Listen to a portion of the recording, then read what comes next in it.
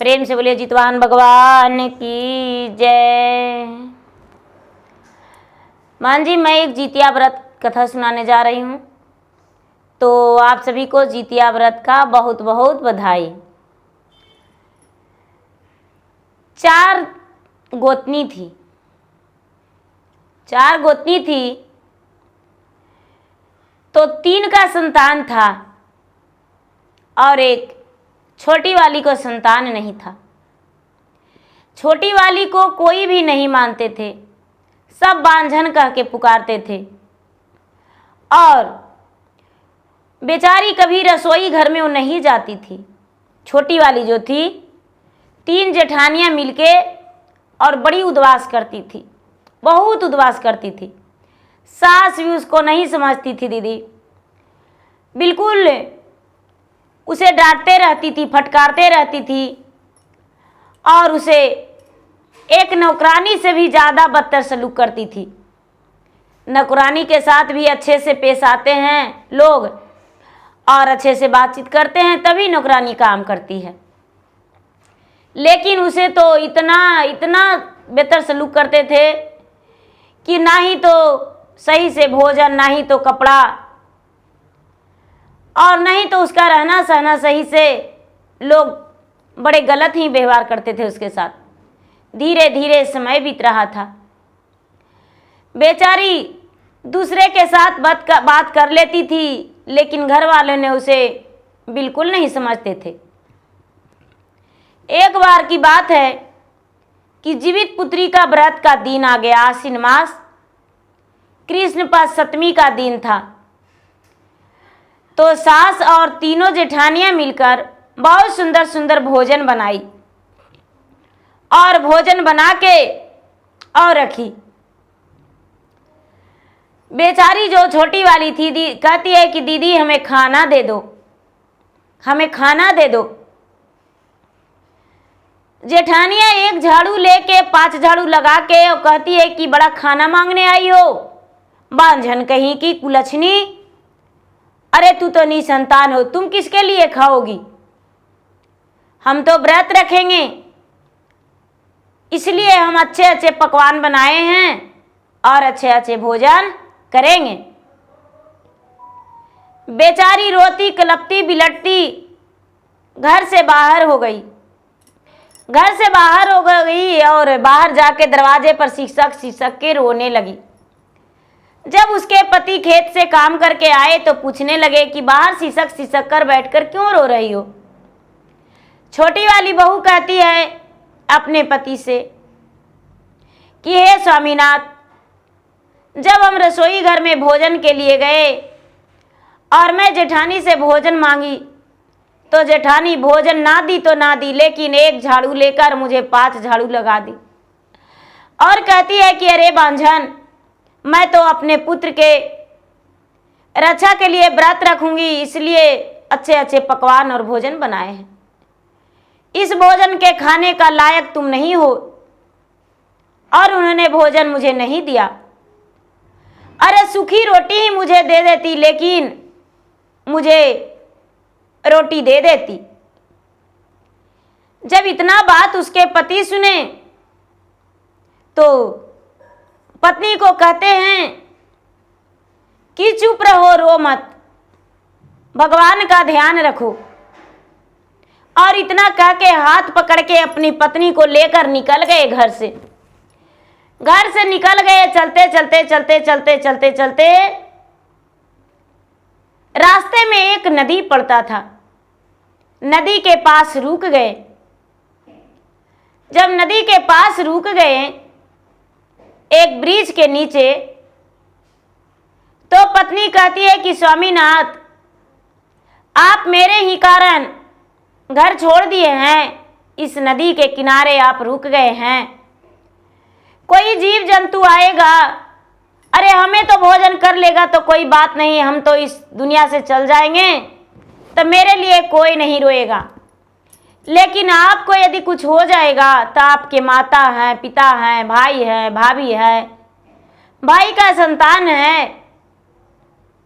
उसके पति कहते हैं कि अब मेरा संसार में कोई नहीं है। तुम्हारे साथ जीना है, तुम्हारे साथ मरना है।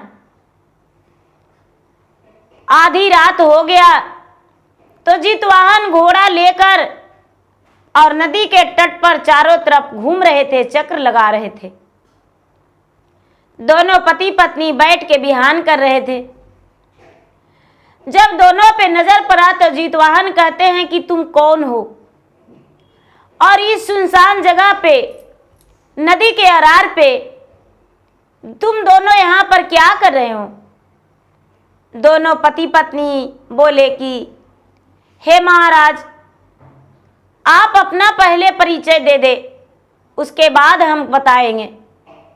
इनको मन में लगा चोर है, चिहाड़ है, कौन है, घोड़े सवार होकर आया है, देखने में तो कोई देवी देवता लग रहा है। जितवाहन कहते हैं कि अरे हम तो इस नरलोक के रक्षा के लिए जन्म ही लिए हैं और चारों कोना घूम रहे हैं कि कौन दुखिया किस हाल में है, कौन कहाँ है, कैसे हैं, और मेरा नाम जितवाहन है। ये बात सुनकर छोटी बहू बोली कि हे महाराज, हे जितवाहन भगवान, हे प्रभु, हे नाथ, हम एक बांझन हैं, मेरा कोई संतान नहीं है और ना संतान होने के कारण मेरा सास और मेरा जेठानी मुझे भोजन नहीं दी है और हम घर से निकल गए हैं, मुझे झाड़ू से मार मारी है। इतना कहते ही जितवाहन के दया आ गया और दया आते ही वो अपने घोड़े सवार से उतर गए, उतर के और अपने चादर में बंधी हुई 4 रोटियां उसे दे दिए। चादर में बंधी हुई 4 रोटियां जब दे दिए तो चारों रोटी बेचारी छोटी बहू ले ली। कहते हैं जितवाहन की लो इसका भोजन तुम कर लो और कल अष्टमी है, कल तुम पूरे दिन निराहार निराजल रह जाना, एक खैर भी मत खोटना और नवमी के दिन व्रत खोलना, इसी से व्रत खोलना। ये बात सुनकर छोटी बहू कहती है कि महाराज प्रभु, ये तो बासी भोजन हो जाएगा। कहते हैं कि नहीं, तुम्हें पता चल जाएगा। ये बात सुनकर उसी नदी के किनारे दोनों पति पत्नी रह गए। बेचारी दिन में भी भोजन नहीं की थी, रात में भी नहीं की। दूसरा दिन सप्तमी बीत गया, आधी रात था, भोजन कोई नहीं पति पत्नी किए। सप्तमी बीत गया, सप्तमी अष्टमी बीत गया, तो अष्टमी के दिन तो निराहार निराजल रह गए। दोनों पति पत्नी भूखे प्यासे रह गए। दोनों के रह जाने के बाद शाम का समय हुआ तो सभी लोग वहां पूजन के लिए आए। नदी के किनारे पूजा करने के लिए बहुत सारे स्त्री आई, महिलाएं आई, बहुत माताएं आए। सब कोई पूजा करने लगे तो ये भी बेचारी गंगा स्नान करके हाथ जोड़ के और बीच धारा में खड़ी हो गई और खड़ी होके भगवान से प्रार्थना करती है कि हे भगवान, मैं अभागन बांझन इस जल में खड़ी हूं, मेरे लिए भी विचार कर दीजिए। बेचारी शाम का भी पूजा की भगवान से हाथ जोड़कर, ना तो इसके पास धूप था, ना दीप था और ना ही तो दीदी कोई पूजा का सामग्री था, ना ही फल था, कुछ भी नहीं था, ना ही श्रृंगार था गंगा माता के चढ़ाने के लिए। बेचारी चुपचाप जल में खड़ी रह गई, दोनों पति पत्नी। सवेरे होते ही सब लोग स्नान किए, पूजा पाठ करके और सब व्रत खोले, तो ये भी स्नान करके और पति के चादर में बंधा हुआ रोटी को खोलकर देखने गए। जब पति को चादर में बंधा हुआ रोटी को खोलकर देखने गई व्रत खोलने के लिए, तो देखती है कि वो तो चारों रोटी सोने का रोटी है। वो तो रोटी है ही नहीं। अपना पति से पुकार लगाती है कि हे स्वामीनाथ, ये तो रोटी है ही नहीं, इसे देखिए, ये तो टूट ही नहीं रहा है। ये देखकर उसके पति बड़े प्रसन्न हो गए और प्रसन्न होकर कहते हैं कि अरे ये तो सोने का रोटी है, हमने तो रात्रि में देखा ही नहीं कि ये रोटी है, ये क्या है, ये तो सोने का रोटी है। और रोटी लेकर बाजार चले गए भूखे प्यासे, और बाजार जाकर थोड़ी सी एक टुकड़ा तोड़कर सोनार के घर दे दिए। सोनार के घर दे देने के बाद सोनार ने कुछ रुपये दिया और उस रुपयों से फल फलहरियाँ खरीद के और व्रत तोड़े, गाय का दूध खरीद के व्रत तोड़े, व्रत तोड़कर और उसके बाद घर लौट गए। जब घर लौट गए तो तीनों जेठानियां और सास कहती है कि अरे कलमुही बांझी को तो लगता है कहीं भी ठिकाना नहीं मिला, लगता है कि मायका भी गई तो मायका के लोग भी इसे मार पीट के भगा दिए हैं। देखो इसका मुंह सूखा हुआ है, देखो देखो जो पहन के गई थी वही पहन के आ गई है। पूरा ताना देने लगी। तभी उसका पति कहते हैं कि भाभी, माँ इसे गालियां मत दो और इसको बात कहने का तुम्हें कोई अधिकार नहीं है। अरे बांझन है तो देख लेंगे, कोई बात नहीं, मेरे लिए है। लेकिन तुम्हें नहीं माँ पता, ये गर्भ से है, ये माँ बनने वाली है। तुम्हें नहीं पता है माँ, ये माँ बनने वाली है। उसकी माँ कहती है, यानी छोटी बहू का सास कहती है कि बेटा तुम दूसरा विवाह कर लो, ये झूठ बोलती है। कहती है नहीं माँ, तुम नहीं जानती हो, ये माँ बनने वाली है, ये माँ बनेगी, ये गर्भ से है। उसका भाभियां कहती है कि नहीं देवर जी, इसे छोड़ दो, मार दो, भगा दो, घर से निकाल दो, हम सुंदर सी लड़की देखकर आपको ब्याह कर देंगे। कहते हैं कि नहीं, हम दूसरा ब्याह नहीं करेंगे, हम इसी के साथ रहेंगे और ये मेरा जीवन संगनी है। ये कह के और बाजार गए। बाजार जाकर हड़िया बर्तन, राशन पानी, तेल मसाला सब कुछ ले आए और छोटी बहू अलग चूल्हा जलाने लगी। जब अलग चूल्हा जलाने लगी, तरह तरह के प्रतिदिन भोजन बनाती थी, खाती थी। उसके बाद घर द्वार बनाने का तैयारी कर दिए। घर द्वार जो छोटी बहू और छोटी बहू का पति दोनों बनाने लगे। 3 से 4 महीना होते होते अच्छा सा घर बना लिए और अलग होकर दोनों रहने लगे। 5 से 6 महीना में सब लोग को पता चल गया कि छोटी बहू सचमुच में गर्भवती है, सचमुच में ये माँ बनने वाली है। जब 9वां महीना हुआ तो छोटी बहू के ओद्र से एक सुंदर सा पुत्र जन्म लिया। जब सुंदर सा पुत्र जन्म लिया तो तीनों जेठानियां और सास जल भून के आधी हो गई। तीनों जेठानियां कहती है कि इसका बच्चा जीवित नहीं रह सकता है, इसको तो जीवित रहने देंगे ही नहीं। ये कैसे मां बन गई, ये तो बांझन थी, और यदि ये मां बनी रह जाएगी तो मेरा मान सम्मान तो खत्म हो जाएगा, मेरा मान सम्मान खत्म हो जाएगा। और एक दिन धीरे धीरे धीरे धीरे 1 वर्ष बीत गया। जब जीवित पुत्रिका का दिन था, फिर से वापस आया जीवित पुत्रिका दिन, तो अष्टमी के दिन सारा लोग सहे हुए थे, छोटी बहू भी व्रत रखी थी, तो सारा लोग व्रत किए थे। तो जो बड़ी वाली तीनों जेठानियां थी, वो बच्चे को प्यार से गोद में लेकर और कहती है कि तुम्हारा माँ तो आज व्रत रखी है, तो तुम मेरा घर, मेरे हाथों से दूध पी लो बेटा, हम तुम्हें दूध पिलाएंगे प्यार से। एक कटोरी में दूध लेकर और अपने छोटी जेठानिया के पुत्र को देने लगी। छोटी जेठानिया को जो पुत्र था वो दूध नहीं पिया।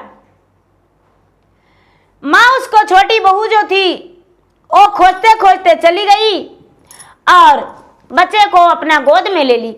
दीदी इसे दूध मत पिलाइए, मेरा ही दूध तो इसके लिए ज़्यादा हो जाता है।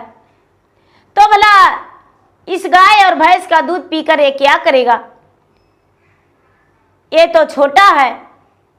दीदी इसे दूध मत पिलाइए, छोड़ दीजिए। बच्चा छोटा सा था, गोद में ही था। अपना छोटी बहू ले ली। अब जेठानी का बच्चा खेलते खेलते आया और कटोरी का दूध उठाकर पी गया। अब पी गया तो कुछ बड़ी वाली का बच्चा, कुछ मंझली वाली का, कुछ छोटी वाली का, थोड़ा थोड़ा तीनों मिलकर पी गया। अब तीनों मिलकर पी गया तो तीनों का बच्चा छटपट छटपट करने लगा। वो जमीन पर गिर गया, उसका मुंह से फेन आने लगा और तीनों जो थी अपना व्रत में उलझी हुई थी, तीनों नहीं देखी।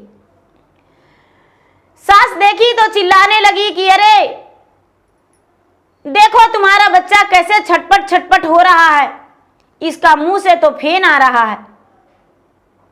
तीनों आई तो कहती है कि अरे मेरा जहर तो मेरे ही बच्चे पे लग गया, मैंने तो छोटी जेठानी को संतान को मारने का कोशिश किया था और मैंने उसे गोद में लेकर और उसे मारना चाहिए, लेकिन वो मरेगा कैसे, वो तो मरवे नहीं किया, ये तो मेरा ही बच्चा पर भारी पड़ गया। छोटी वाली के पास जाती है तीनों जाके कहती है कि बहन मेरा बच्चा का बचा लो, मैंने तुम्हारे साथ बहुत अनर्थ किया हूं, लेकिन आज मेरे पे भारी पड़ गया। यह अनर्थ भगवान मेरे लिए बहुत बड़ा अपमान भगवान को हम कर दिए, मेरे लिए बहुत बड़ा हो गया भारी। मेरा बच्चा जो है आज नहीं बचेगा, मेरा व्रत खंडित हो जाएगा। छोटी बहू जो थी भगवान से प्रार्थना करती है कि हे जितवान भगवान, जैसे मेरा पुत्र को जीवित रखे उसी तरह इसका पुत्र को भी जीवित कर दीजिए।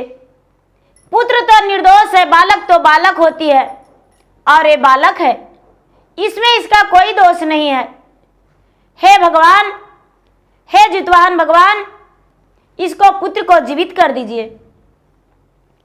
जीवितवान भगवान के कृपा से तीनों संतान जो था, तीनों जेठानिया का, तीनों थोड़ी ही देर में ठीक हो गया और खेलने लगा।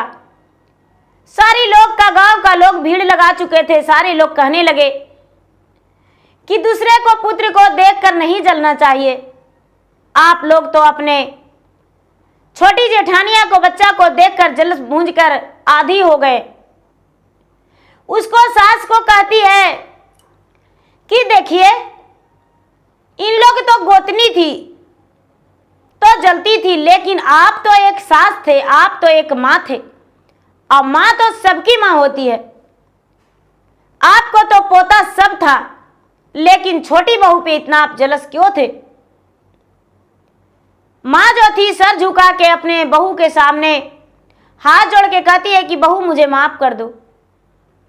जिसको भगवान नहीं मारते उसको कोई नहीं मारता है, और तुम्हारे लिए भगवान स्वयं विराजमान थे, तुम्हारे पुत्र को बचा लिए। इसमें मेरा भी हाथ था तुम्हारे बच्चे का मारने का, लेकिन तुम्हारा बच्चा नहीं मरा।